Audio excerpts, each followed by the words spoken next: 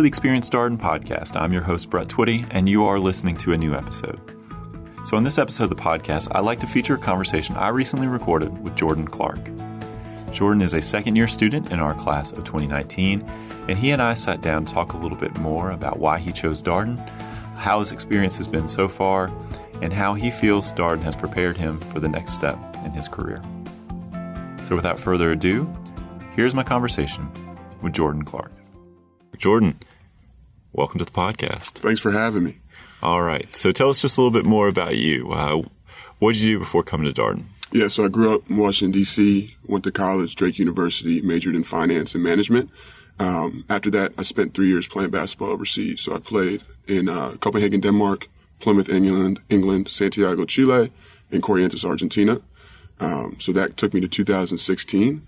At that point, I started thinking about MBA and applying to schools.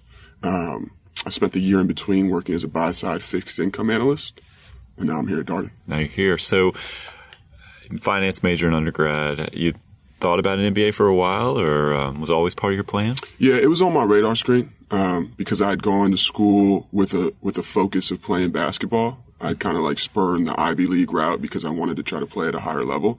And so I knew that I would have to come back at some point to get that degree. And what ended up transpiring is that towards the end of my basketball career, you have to make a decision, right? Like, are you going to have enough money to retire? What are you going to do afterwards? Do you want to start a career at 35? The answer to those questions were no, I don't. So an MBA made a lot of sense for me. All right. So as you did your research, how did you think about where you wanted to be? How'd you narrow that? Obviously, a lot of great MBA programs in the world. How'd you ultimately, land on Darden? Yeah, for sure. So I kind of backed into it. So I started off with the end, which is I thought I wanted to do strategy consulting. So I looked at what are the schools that place best in strategy consulting. I came up with a list of 5 schools, got into a few of them. And then from there, I said, okay, I know I want to be in the D.C. area. Who has a big D.C. presence? And through all my research, I found that Darden had one of the biggest D.C. networks. And so it just made all the sense in the world to me. Like I said, I'm from D.C., it's close to home, and I just fell in love with the school. Yeah, and Charlottesville's not too far away from D.C. Not at all. So just a couple hours up the road. And before we get started here, you had mentioned that you had also applied through the Consortium. You want to share a little bit more about how you decided to apply through the Consortium or, why you made that choice? Yeah, I actually didn't know about it until a friend of mine who had gone to Ross, I was talking to him and he told me about it. And it's so helpful because it streamlines the process. Mm-hmm. And you can apply to amazing business schools for a fraction of the cost. And you have a built-in network when you go through the Consortium, which is great. So it seemed like a no-brainer. There are great schools on the list. It just seemed like a no-brainer to me. Yeah, one application apply to 6 schools. It is more affordable, right? Just one application fee rather than multiple application fees. So a lot of positives, and you get a consortium cohort both at your school and then the broader community too, right? So, so what did you do in the summer before you got started here at Darden? Yeah, so the summer before I got started, I was actually working. So I took that job doing buy-side fixed income. Knowing that I didn't want to go back to that route, but also knowing that I needed some tangible business experience that could set me up for the future. With that said, however, I spent a lot of time doing and going to third-party programs. So I did something called MBA Jumpstart. I'm a TWIGO fellow as well. All things to help you kind of get a jump start on the business school experience and make sure that you're as prepared as possible and can hit the ground running. So what was the adjustment like, though? You get started. I mean, that's been something I've enjoyed talking with students about because it does feel like there's a pretty good learning curve, but there's support here. So what was it like? There absolutely is support. It's going to sound a little bit trivial. I had to first figure out how to stay awake for the whole day. Because if you think about an athletic career, right, like I work out in the morning, then I take a nap, go eat something, work out again, and then like do it all over again. And so I had to, at the very basic level, I had to figure out, okay, like how are we going to stay awake the whole day? But in a more serious note, I think it is hard, especially coming from a non-traditional background. But the support that you have from your community, the learning teams are incredible. The classroom, those 65 people, while they push you to be the best you can be, everybody supports one another and holds each other accountable as well. So I think they say brotherhood begins in shared pain. And I think that everybody going through the process together and growing together, you become very close that way. Yeah, I'm curious about sort of how you felt about coming from professional basketball to a top NBA program.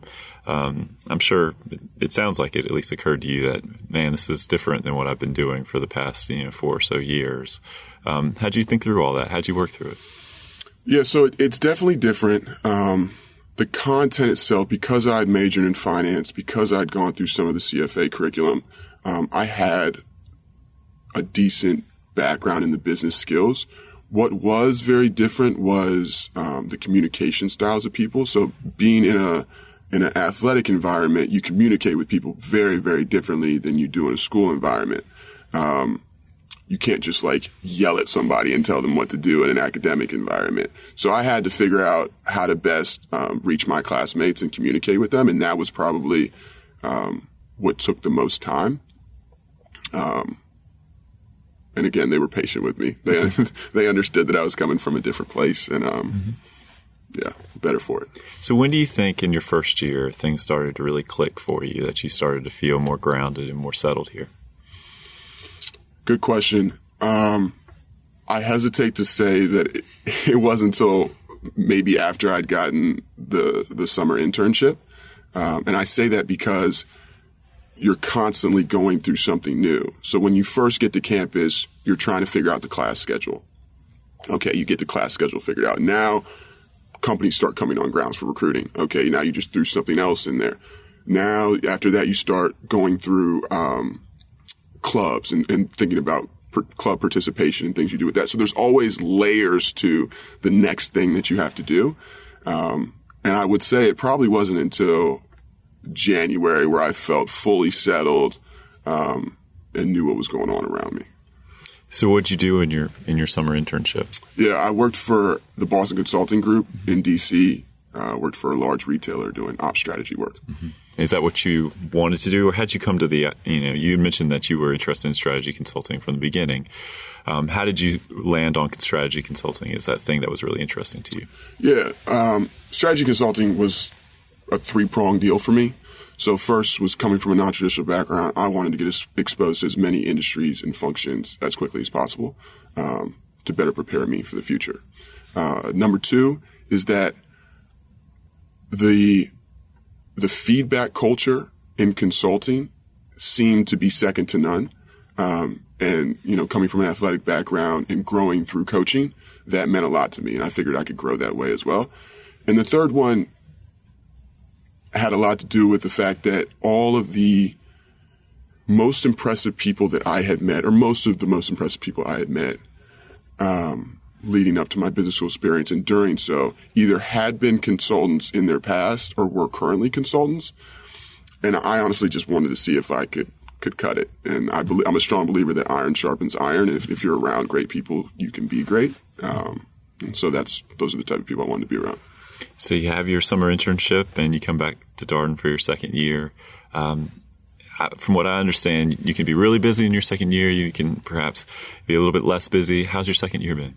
It's been amazing. It's incredible. I was just back in D.C. for a BCG event. I was doing a panel. And they were like, "Are you ready to start?" And I was like, "I don't think life gets any better than it is right now. So I'm not sure I am ready to start." But yeah, definitely busy. But it's a choose your own adventure deal, and you can make it what you want to make it. I'm involved with various clubs, the BBSA, the Consulting Club, Sports Media Entertainment Club. And then I also do resiliency with the prison program and Greg Fairchild, which I found extremely rewarding. I'm on the admissions committee, which I found extremely rewarding. I'm a second-year coach, which I found extremely rewarding. So all these things take time, but have made my experience an amazing one connecting with people here. Talk a little bit more about the prison program, because I know this is something, when you talk about the people who participated in it, it's such an incredibly impactful experience, I think, for everybody involved. What drew you? Tell us just a little bit more about what that is and what drew you to the activity. Yeah. So Greg and Tierney Fairchild, who are here, pioneered the program. And what it is they curate a bunch of MBA students, and we go into the state penitentiaries in Virginia, and we teach them business fundamentals. So we do it via the case method, and we have an entrepreneurship class, we have a business foundations class, and a financial literacy class. And like I said, it's been transformational being in that classroom. You start to understand just how amazing some of these students are, and how circumstance can get you for various reasons, and how fortunate you are to be in the place that you are, and how it could have gone a different way. For me, I had dealt with whether it be friends or family, some of which that had entered the system, and I was just always trying to figure out a way to make an impact and give back, and so it was pretty close to my heart. Was that something that you knew you always wanted to participate in here at Darden, or something that kind of came to you as an opportunity in your second year? Yeah, I actually didn't know about it before coming.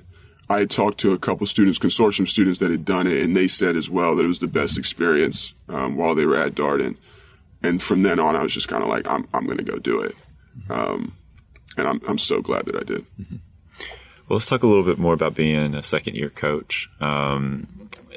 Obviously, probably wear a lot of different hats in that role.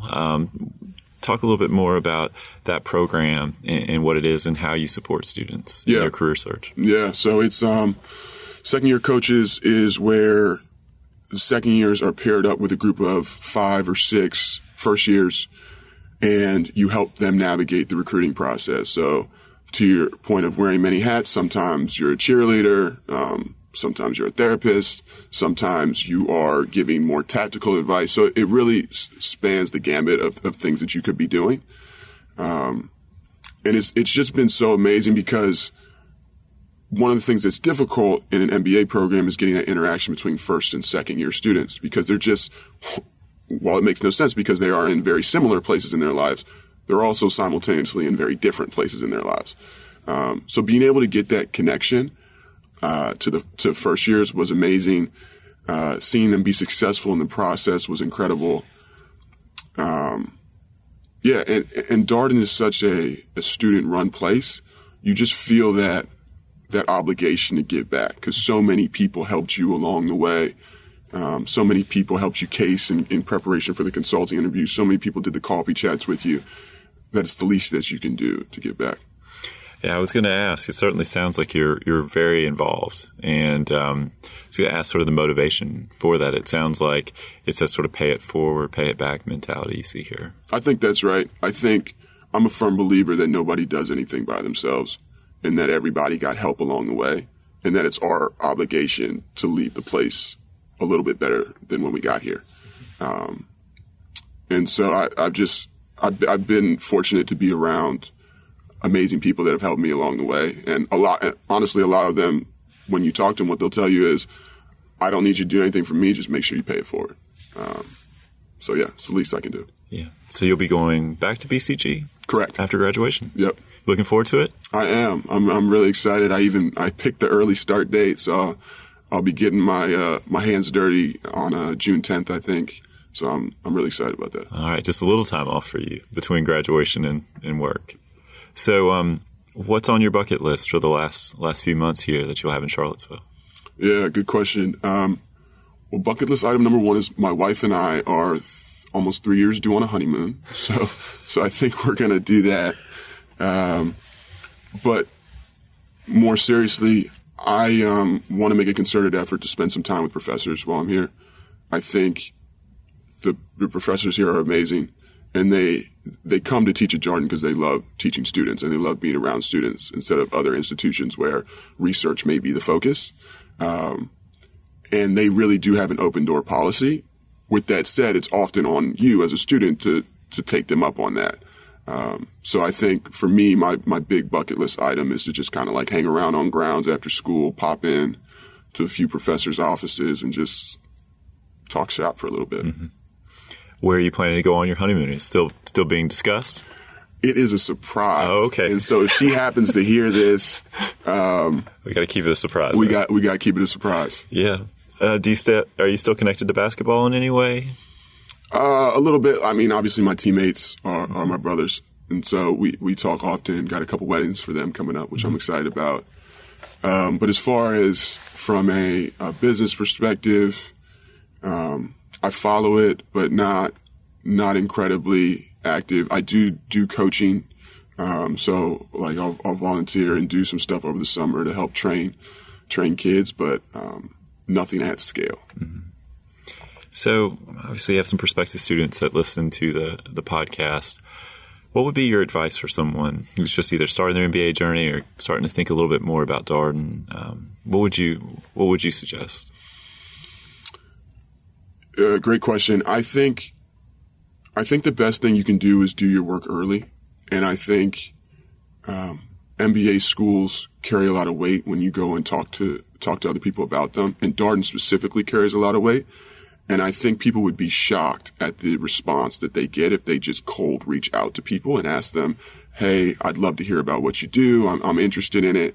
And I think by doing that, you can do yourself a real service and have a real head start in terms of figuring out what you want your MBA experience to be and what you want the next 5, 10, 15 years of your life to look like.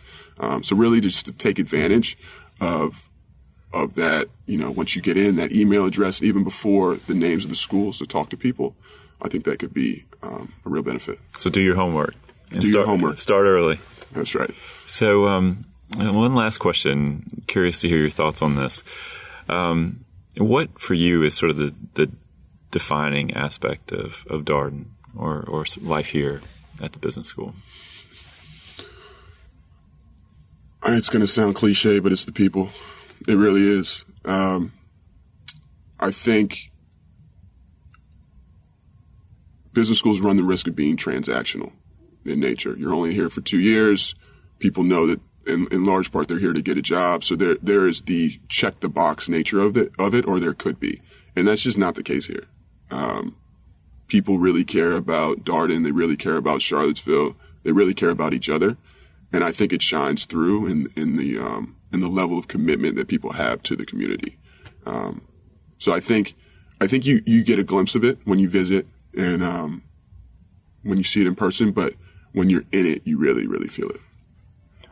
Well, Jordan, thank you so much for your time today. It's been a pleasure catching up with you. Thank you so much for having me. And that was my conversation with Jordan Clarke, a second-year student in our class of 2019. As always, if you have comments, suggestions, requests, anything you'd like for us to cover here on the podcast, we're all ears. We can be reached at darden@virginia.edu. Until next time, thanks for listening.